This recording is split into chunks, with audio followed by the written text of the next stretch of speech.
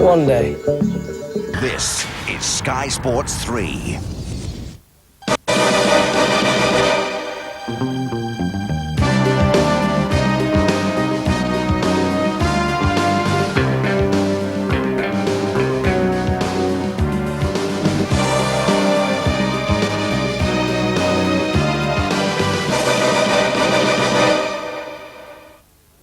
It's my great pleasure to introduce a face you may not be so familiar with, but a voice that you certainly will be familiar with, the voice of darts, Mr. Sid Waddell. Sid, pleasure to have you on the show. And not just now the voice of darts, but also the voice of 9-ball pool in this country. One of many, one of many. With no upstage Jim White or Jay Helford, or indeed your good self. Great team. In fact, I might get a few bad letters, but I do actually enjoy pool commentating a bit more than darts, because there comes a point where darts, it's just set routine has to go through. Whereas what I like about pool is the sheer imaginative concept of some of the wild shots. So it's been a revelation to me. I don't think you'd probably be able to do so much with snooker in commentary as you can with 9-ball pool. I couldn't do it, no. I think some of the, in my style, demeanour and the rasp of my voice would really upset the not just the raunchy guys in pool, but the straights and the raunchies. No, I couldn't do pool. I've got a list which I could reel off quite quickly of what I must never ever do. Couldn't do soccer. Certainly couldn't do cricket. Imagine the chaos and confusion in the long room. Lords, that Waddell chap sending up the game of WG. No, it's chess, I don't know enough about chess, it. Perhaps not. No, but I think I'm going to do poker soon. Oh, yeah. There's a project for me to go to the World That might be good fun. Poker Championships. Because I know nothing about it, but I think I could ask very intelligent questions. But I think, I honestly don't know enough about snooker. But also the cathedric calm of snooker ain't my bag, son. Oh, no, no, it's not raucous enough for me. Obviously, your personality is something that's sold a lot of people on darts, but how much do you think you owe a debt to your accent? It is, as you suggest, some kind of soup. Some kind of mixture, cock-leaky of what makes somebody like me interesting the same way as Eddie Waring was. Or boycott. I'm talking about my heroes now, I think. My great hero was Eddie Waring. He used to sit when my dad with the curtains pulled, watching a flickering white telly in 1954. And my father was a very good snooker and billiard player. And even though I was a very good rugby union player, I couldn't translate that to watching rugby league, but my dad could. So I'd say, Halifax will win 15-3. Say, no, Hull will win 25. Hull would win 25. And Eddie used to pull it. My dad didn't know anything about the game either, because they didn't play it in the Northeast. And it was just marvellous. Me and my dad used to sit here in this loony, Hull, the king is standing all over us. And he sucked you in. So I think that it's not just my accent. It's the fact my accent is part of my personality. I am a sports nut. I always used to read the back page of the paper first. And I think it's that enthusiasm conveyed by the accent that is the key to any... Well, I think it's the key to birth. It's why I get hate mail about what a pillock, an idiot, a wazzock and a tosser I am. Right. And why some of the dart players actually think I'm good. And I show no disrespect. So I do the whole gamut. And I think that's partly the day that some people cannot understand a totally wildly enthusiastic commentator. Eddie Waring was very enthusiastic, but he got a lot of criticism from within his sport for selling it short or making fun of it in some way. I mean, did you get the same in... Even though he was good for rugby league, but the people inside, the real people inside, didn't like the way he was popularising it in a way. So are there people in darts... And also showed up when it's a knockout with a duck's head in flip. I think didn't know, did it, with a loony like Stuart Hall. But, I mean, do you get people in the darts world? Do you get people who would prefer to see a more serious commentator? Excellent point. It is. No, the first letters I used to get. I've been doing darts commentary since 1978. Yeah, the first World Championship when Leighton Rees won it. The first letters that came to a guy you know and I know, Nick Hunter, who was the boss of it, as well as the boss of snooker, based in Manchester, were, you do not need this screaming Geordie or the Cockney guy, Tony Green, who still commentates, yep, was actually a He played for Lancashire B, but if he'd have put his mind to it, he could have got in Lancashire A team, which were one of the top 6 county teams. So Tony was accepted within the game as not only a very good player, an expert on the shot outs, and an expert MC, 180 and all that. He did all that.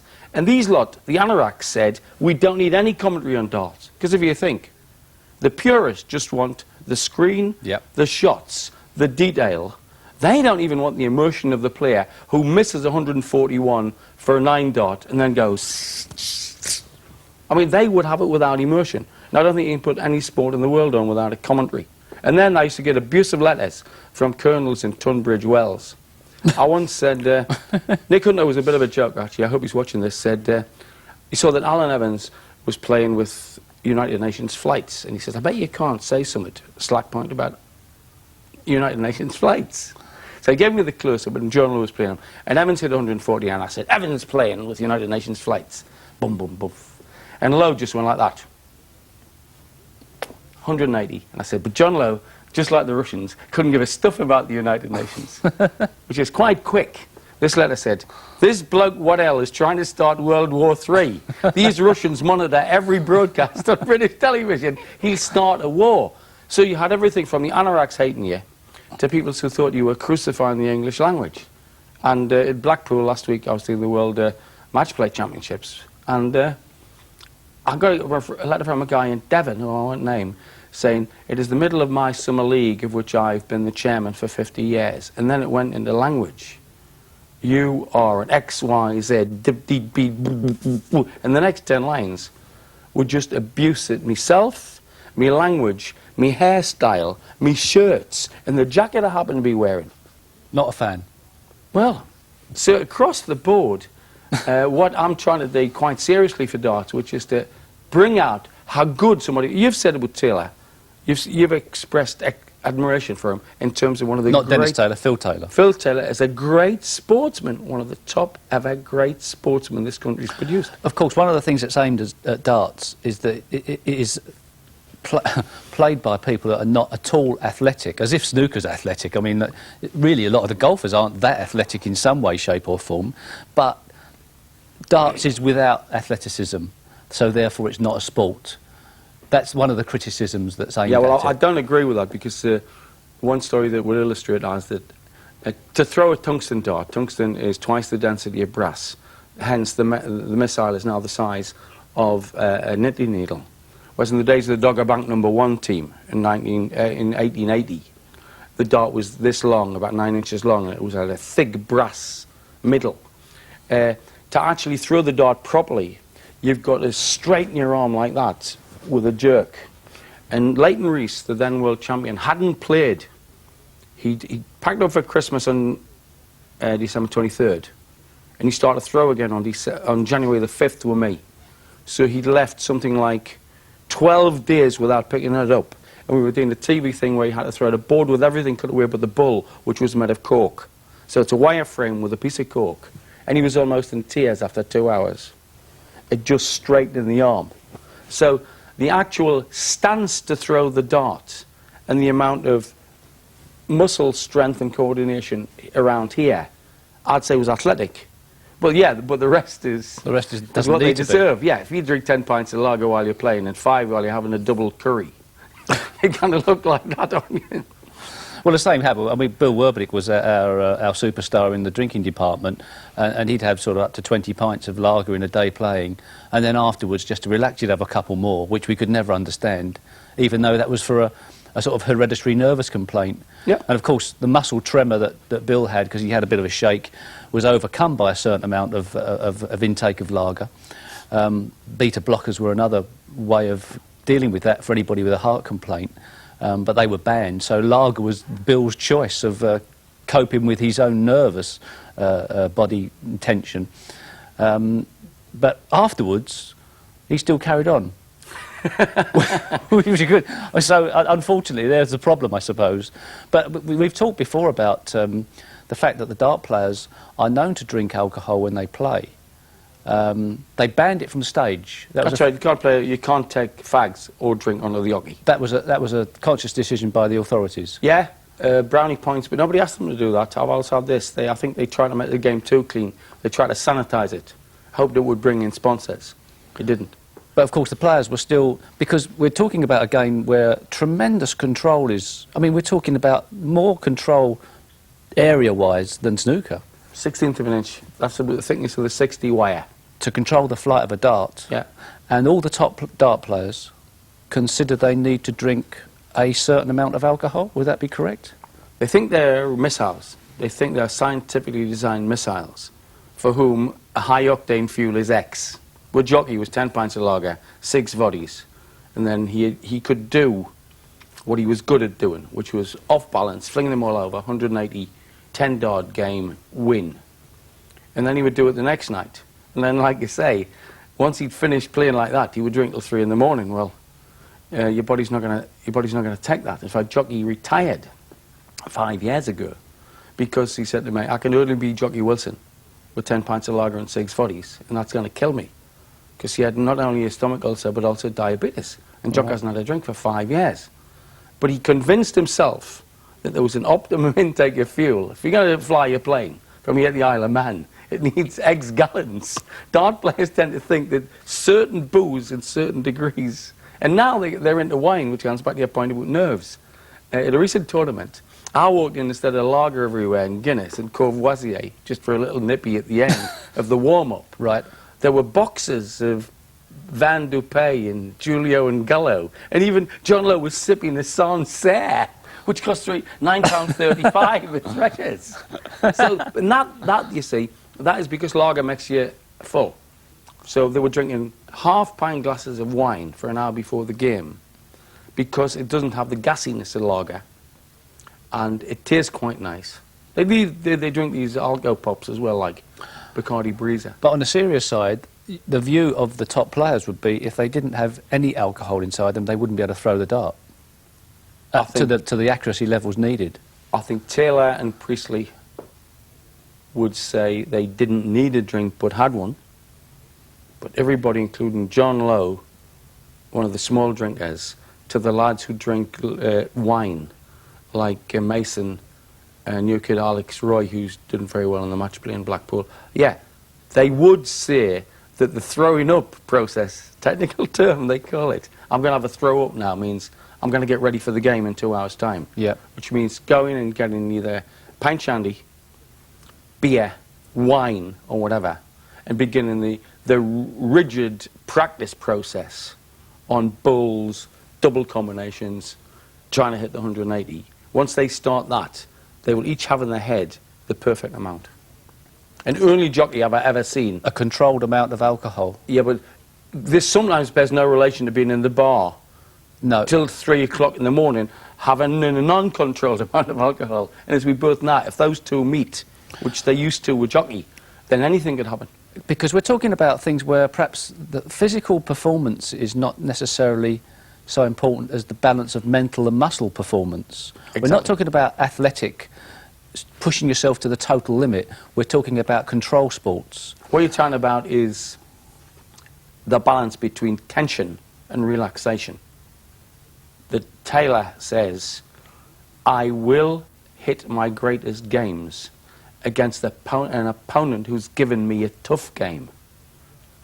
Because he relaxes after he gets the first 5 or 6 legs out of the way. Phil Taylor relaxes if the other bloke is playing well and forcing him, which I find absolutely fascinating. I'd have thought it'd be the opposite. If the other guy was popping away and averaging 82, and you could do a 95 in your sleep, you could crank it up. He says he can only crank up if the other bloke is giving him a game, which I find absolutely fascinating.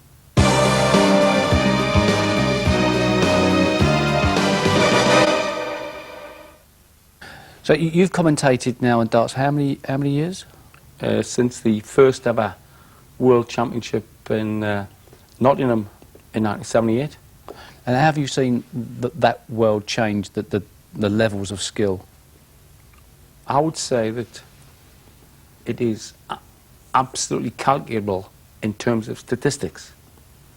When Leighton Rees won the World Championship, we would win it by about 15 legs, maybe a bit more, maybe 17 legs to 11 legs against John Lowe in 1978. When the mark was 7'6", changing the game, that it's now 7'9¼ It used to be from 7'6", which was the news of the world length, which affected Leighton's game because he couldn't throw for 3¼ inches further back. But from 7'9¼ which affected some of them, a good average in 1980 would be 91.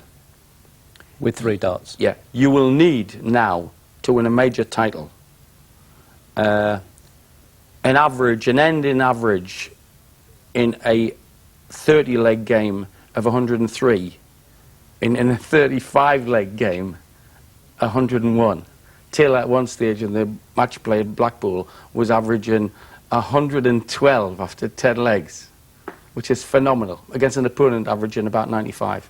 So in 20 or 25 years, to win will take, say, 102 average over a longer course, whereas to win 20 years ago would be 93 over 10 legs. And even when, say, in 1991, when Dennis Priestley won, 94 was good enough to win the world title. So that's it, that you have got to go up there and hit 2 big trebles every time you throw. How far do you think they can go? How good do you think they can get, or do you think Phil Taylor's the best there's ever going to be? I mean, there's levels of snooker Stephen Hendry has produced where you think, well, it's difficult to see how that could be ever bettered. I know it always happens. How far can they go with darts now? Well, I'll turn the question on its head and say, who can I see of the present Taylor's contemporaries or younger lads that could actually do what Taylor can do? And I've got to say, I've got no idea. I don't know of anybody who can bring the mental bullion to the game and dominate his presence on the other bloke, and yet have this. He's got amazing technique. He's a scientific player. He stacks the darts. He puts the first one in the bottom of the 60 with a slight tilt, so the other 2 can. So he's got room to put 9 or 10 darts in the 60 when he's on song. All right. Everybody else blocks the bed either up or down or laterally.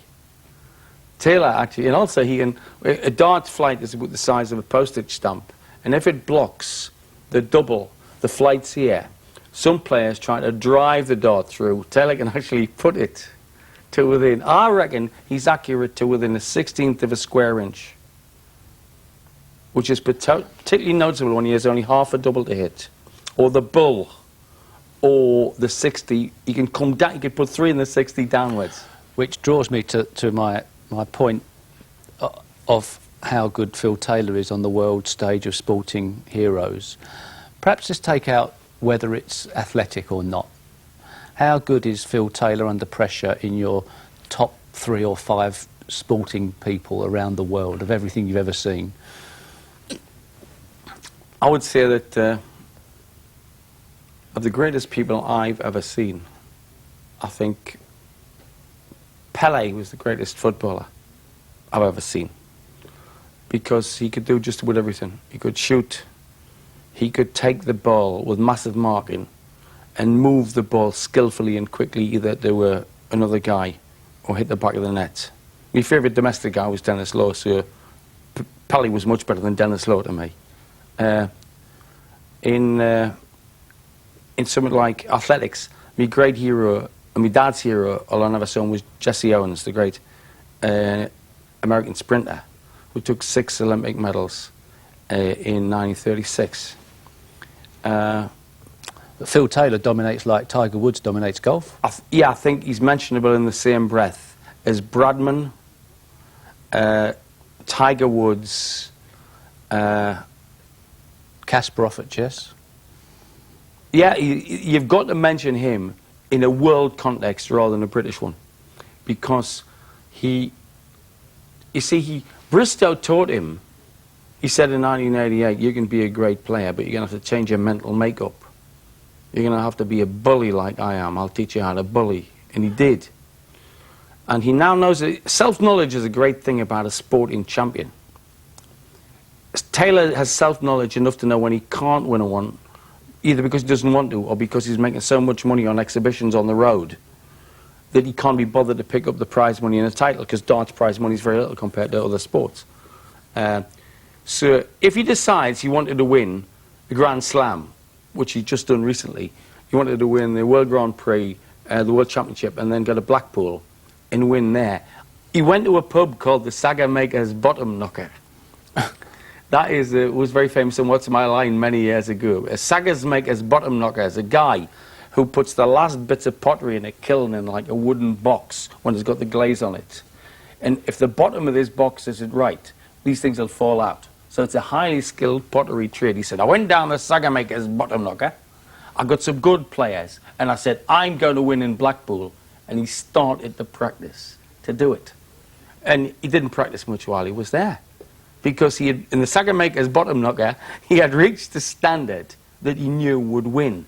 But he knew he would win if somebody gave him a good game. He would not only win, but he'd play darts like nobody had ever seen before. In the final, he beat Alan Warren at 18-12. Warren, I did about 10 180s. And Taylor was still flying at the end. And I mean, he is. It's funny, he's also quite a cuddly guy. He looks like Charlie Chaplin's friendly uncle. And he's quite chubby. He's quite heavy. But when he throws, he actually almost kicks the other guy's heels. I don't mean deliberately. He sometimes throws the dart before the other blokes actually clear the hockey. And if your rhythm is that accurate, a lot of guys in darts get a rhythm by going, wow, pause, bump, pause, bump. Taylor doesn't. The rhythm happens like a dancer, and then he freezes. It's a sort of beauty to it to be watched and analysed that I find quite fascinating.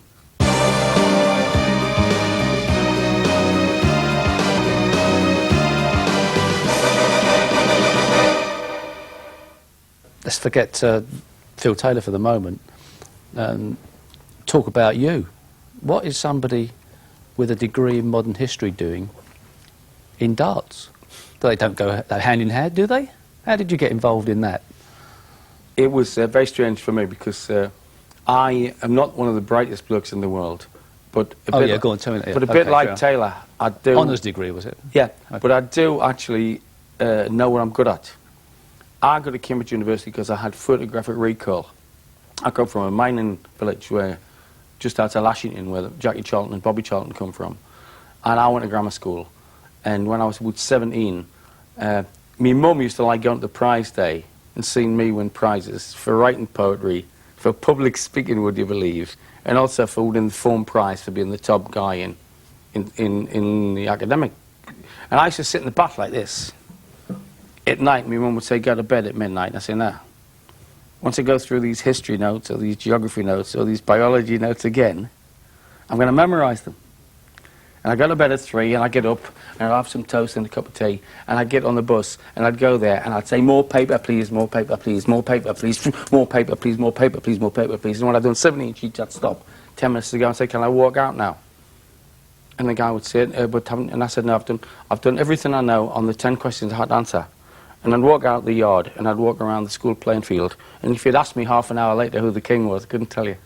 Really? It was a sponge way of passing exams. So I was a brilliant exam passer. And I went to Cambridge, where I got an open scholarship. And they said, you could get a good second and upper second tier, not a first class, with what you've got, which is a synthetic mind, which means you build up pictures. You could be a really clever guy and have a great mind if you could analyse things. The key one is, say why the Roman Empire fell. So I read all the books, and I said, the Romans went to bits.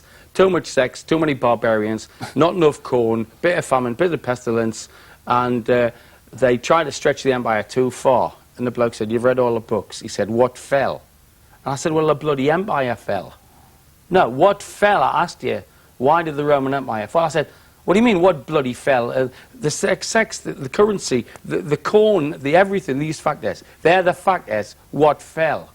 And I said, I don't bloody know. He said, the Romans were trying to run half the world like they ran one little bit of Italy. They couldn't work out a political structure to run the whole world. You've got to think to get the answer, to answer the question. You've got the question is, analyse the fall of the Roman Empire. Not tell me everything that fell, every brick. Right? So I actually went wildly into knowing about the theory of history, but not the facts. So my photographic memory is one thing that's taken me a long way academically. But I also liked sport. I understood sport. I never wanted to be an academic. And I never wanted to stay at the university.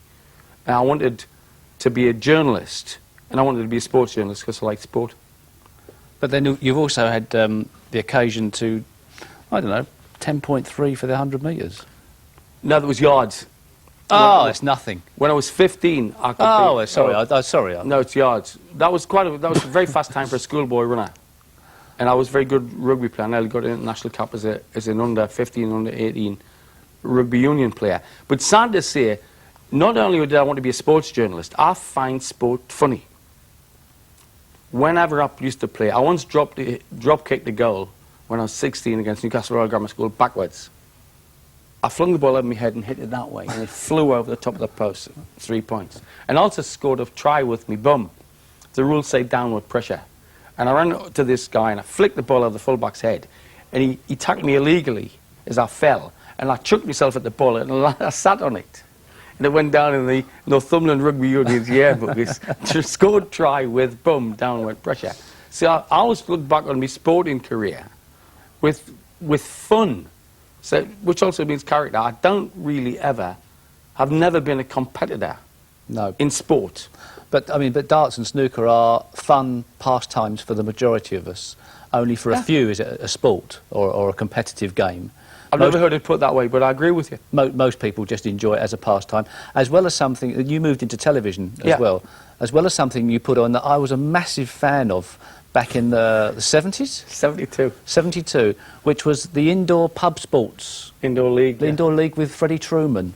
That's and right. I used to tune in every weekday in the afternoon and watch some of the most amazing games being played on television that would never have been on television otherwise, including bar billiards. Yep. Which was a phenomenal game. I just was enthralled by watching bar billiards played at a good quality level.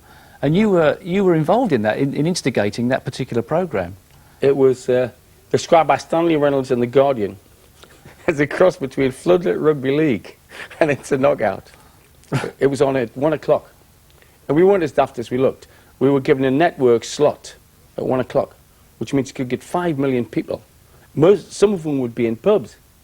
So it had to be raucous. Freddie Truman used to walk out and say, "Hey up, today we've got arm wrestling, we've got shove-eightney, and we've got punters and slotters in all games, pubbers and scrubbers, lubbers and rubbers," and all this ridiculous stuff that he never said. And I'll sit in a take, which we scripted. So Freddie's performing like he's the ringmaster. And there's all these people arm wrestling. My secretary ran away with an arm wrestler. Yeah, she did. She met this London arm wrestler, fell in love bites everywhere, off she's gone. We had a riot. It was at the Leeds Irish Centre, which is a wonderful place, but slightly disorganised. We had a riot at the table football. This kid leapt up when they won.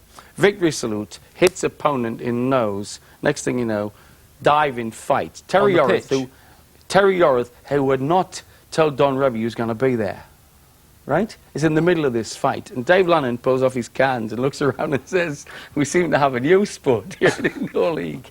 And as my riot was happening on the floor, an Irish wedding upstairs had its own little fight. So it's very hard to work out what was happening on the floor of the Irish Centre. Oh, it was wonderful. It ran for 5 years and peaked at about 5 million viewers. It's just fantastic. And Bristow used to watch it as well. See, Eric Bristow, when he was 16, sat there and watching said, darts. Yeah, and said, "I want to be there with those guys." And within 2 years, he'd won it. So it did have its heavy side. Willie Thorne was there. One of the first appearances of Willie. Or on bar billiards. Or not arm wrestling, surely. No. Willie was in the bar billiards. Oh no, we had what games were in? What games were in? Well, shove-eightney. Shove-eightney. The Durham Mafia, I think, won that.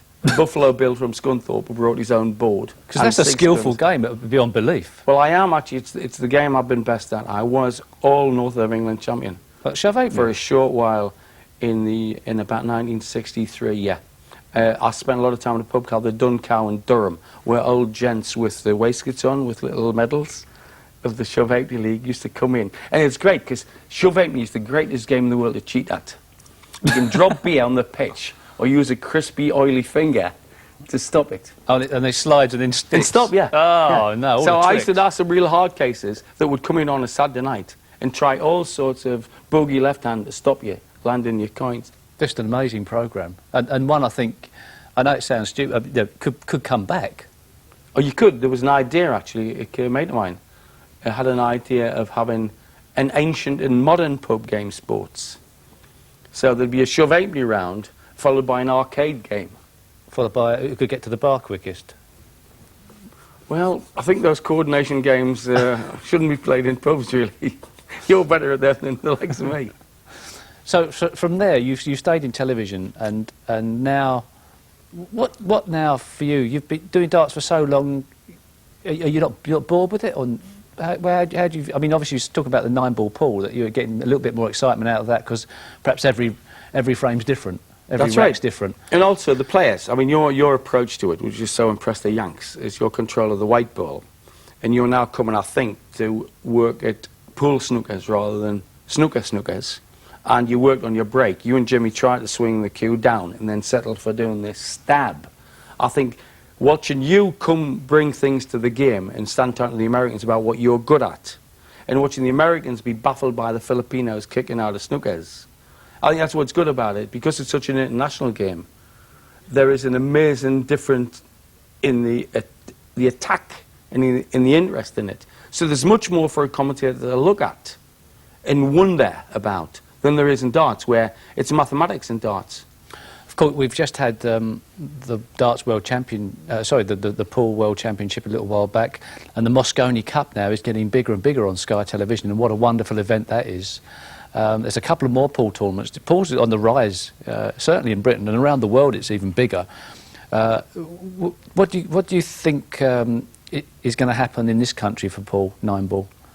Do you think it could be as big as snooker? I think it could, because there seems to be an American pool hall everywhere now.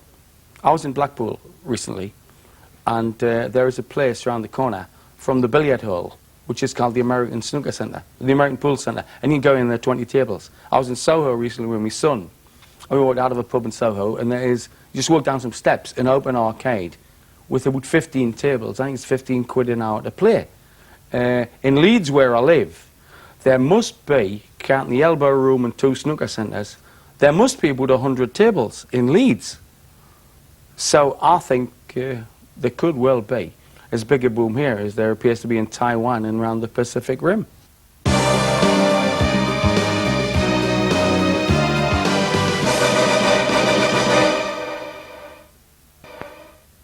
You commentating on the pool and also obviously on the darts, you come out with some amazing sayings. The one that I always remember, I don't know when it was said, was something along the lines of these 2 lads are sweating like 2 donkeys on Blackpool Beach. But you've come out with some crackers in pool as well. So many, it's hard to sort of name them all. Do you plan them? No, I used to. Years ago, I used to write down on the back of a fag pack. Anything that came to mind? No, if I heard it, no, it's actually, again, gone back to having photographic recall. There's very little originality in anything I do. Oh, don't, Sid, don't. No, the originality... What about the caterpillars in the lettuce? What was that line you came out? What was that one? It was your face, you looked like that. You were going quite well, and you went like that. And I said, he looks like a bloke who's walked into his garden and seen 1 million slugs attacking his lettuce. Because the previous week, I had done something with the slugs in my garden. I've got a big garden in my house in Leeds, and I made beer traps for them.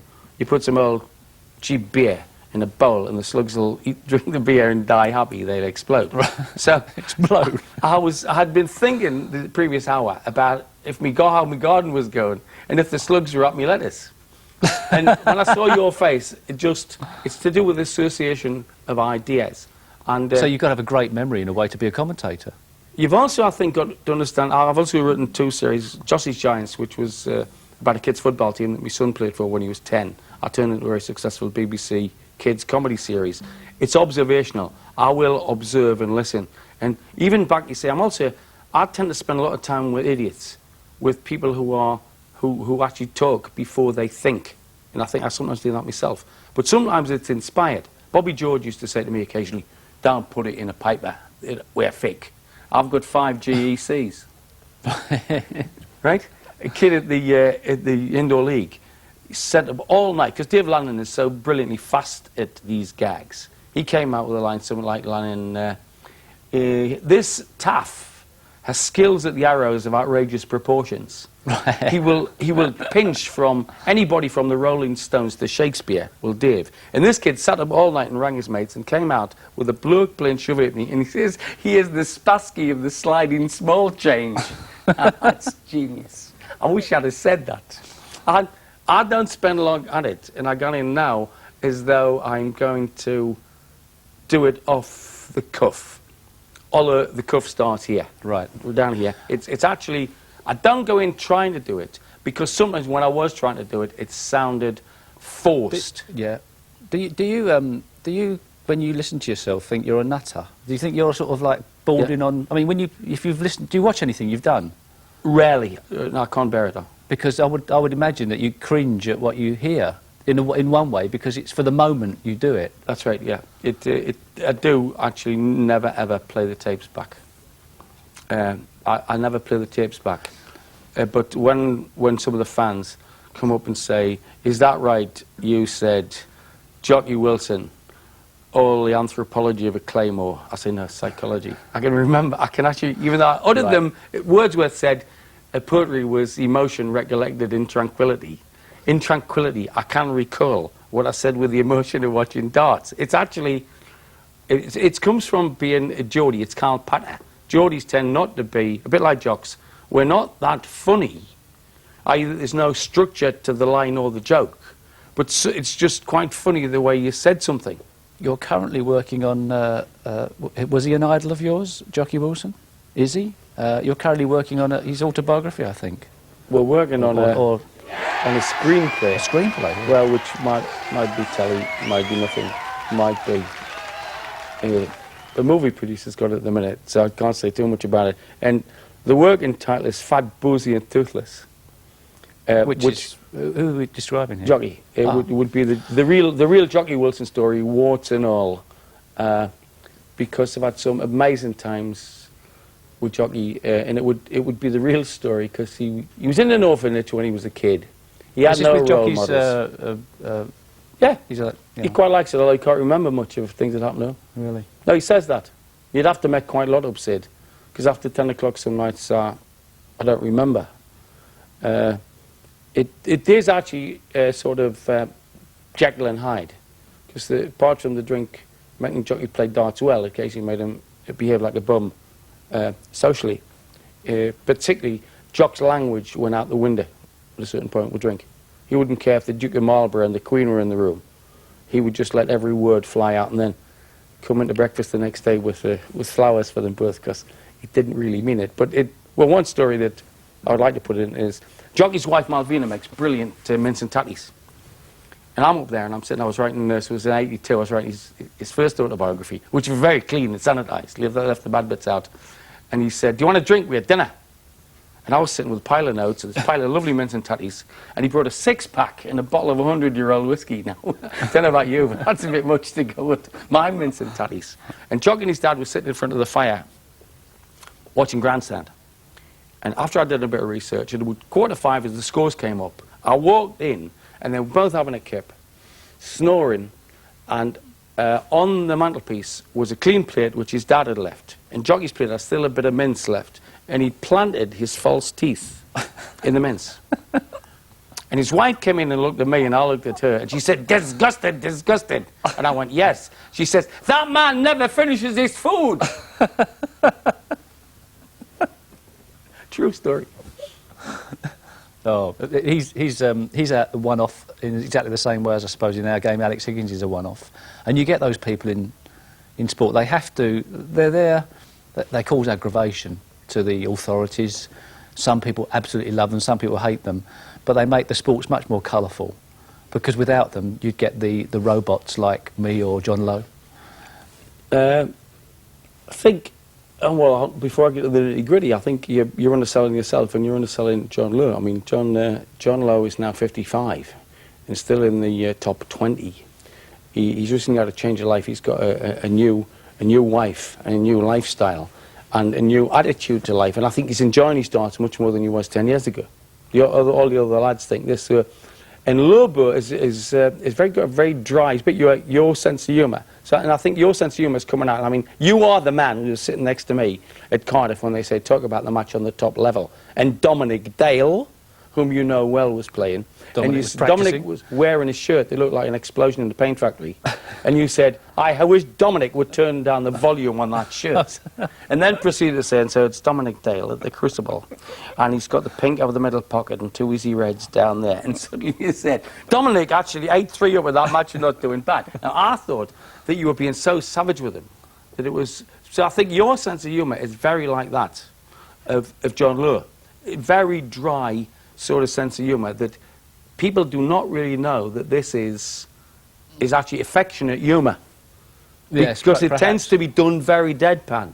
Yes, yes. Right? And the thing with Jockey, and I knew Alex quite well, you know, Alex, I was at the Moscone Cup with Alex the night he went and ordered 2 pizzas and he'd had a few beers. And he was talking to a guy in the corridor and he put the pizzas down, opened his room door, and when we walked past at 9 o'clock the next morning, these 2 pizzas were still outside the door in the corridor. I think that maybe Jockey and Alex's sense of humour and sense of self-destruction went together. But I will say in Jockey's favour that 5 years ago he said, the booze is going to kill me. And packed up. And he had a drink for 5 years. Which is... Sits in a little house tough to do. In Scotland, in an old people's block of a council house. And takes the dog out, watches the darts and screams at it. He really gives jip to people he doesn't like. Never did like you, hope you lose. That's his life. And on the picture, on the wall, is a picture of him with a world trophy. The only thing in that room, I seen it 3 months ago, that you could tell what he'd been was a picture of him, a blown up colour photograph of this little guy who looked like Spike the Bulldog holding up the embassy trophy in 1982. But a great, great player. A great, great player who chose to live. He looks pretty fit, Jockey, now. But he chose to live rather than, I think Alex, who maybe, well, who knows what Alex's illness is, but whatever, Alex, whenever he's been with me, seemed not to do himself too many favours. I mean, I think instead of making a good night with the drink, I remember discussing Ulysses with him after 3 pints of Guinness, and I went away to the summit, and he was brilliant on Chapter 9 in Ulysses, which is a description of a bloke going around Dublin, smelling the blood at the butcher's, and going into a bookshop, and remembering that that guy always wears a funny tie. And Alex was with me all the way, and when I went back 2 hours later, he was like gone. So I think Alex maybe didn't do himself too many favours. No. What would you like to see? Completely change the subject. What would you like to see now that you're in quite a nice situation, really, aren't you? You're sort of doing what you want, really, on television. I would have thought. I don't know. You should be sort of like dabbling here, yeah, doing the darts and doing a bit of the pool, writing the things that appeal to you. Yeah. So what would you like now to see on television, apart from the return of the great indoor sports games? What else would you like to see on television? I would like to see 2 things. One of which I don't think I've got the talent to do. I would like to see more comedy, that's real comedy, like Auf Wiedersehen, Pet. Again, because I ain't got the greatest mind in the world, but I copy good things. If I think something's funny, then that to me means it's funny to somebody else, and it's the writer's job, not to think up comedy, but to mould things he's seen in life, to show the funniness to other people. I think there could be a darts comedy series, but I'm not sure how you would do it. The other thing I'd always love to do on TV is dominoes. I'd love to actually cover the World Dominoes Championships. Is there one? Oh, yes. Well, there's a British one that is held in Bridlington, which is hilarious. I'm very sorry, I'm ignorant of this fact. Oh, yeah, the 5s and 3s. 5s and 3s? And also straight doms and team doms. I went to the championships one year, and the winning team had cheated so much. They were from Gloucester, that they were booed to the echo as their followers helped them on, because by then they had drunk rather a lot. So they started playing at noon, and this was 2 o'clock in the morning when they just won the final. The disco had to happen. The final was played in the dark room upstairs, and these guys from the Rock pub near Gloucester were booed because they'd abused women players, they'd cheated, they'd pocketed dominoes, and they had dominated referees. They'd cheated all the way through. Now imagine having somebody like me or Ted Lowe or anybody sit in there commentating On dominoes. Yeah, because you say four-handers. The rule in four-handed dominoes is to play for yourself rather than your partner, right? Because generally you will get out that way. But if you're starting to do this, I've got the 1-2, which is one of the cheating that The Rock did. It would be great to have four hands up there, and for me and say another To commentate on the cheating. to be saying no, to commentate on what we would do. I say I'll play the 2-3 because I've got the 3-3 and the 3-4, and my partner will say no, go in with the 3-3. So you could have two commentators telling you what they thought the player should do, and you could have the hands around and see what they actually did. So it's interactive, isn't it? Because all the viewers will be sitting at home saying, well, the players don't know what they're doing, and nor do the commentators. It sounds like something for BBC Choice, this. Just as a start off, anyway. Well, not if it was played by the Brixton West Indian League, where they go in dressed absolutely beautifully, and after 10 minutes they're shouting and flinging the dobs around, go absolutely ballistic. A Channel 4 documentary with the Brixton League was wonderful. And I think the ultimate in outre sports coverage would be to go to the World Domino Championships. Well, hopefully you'll see your dream one day, because I think there's going to be a market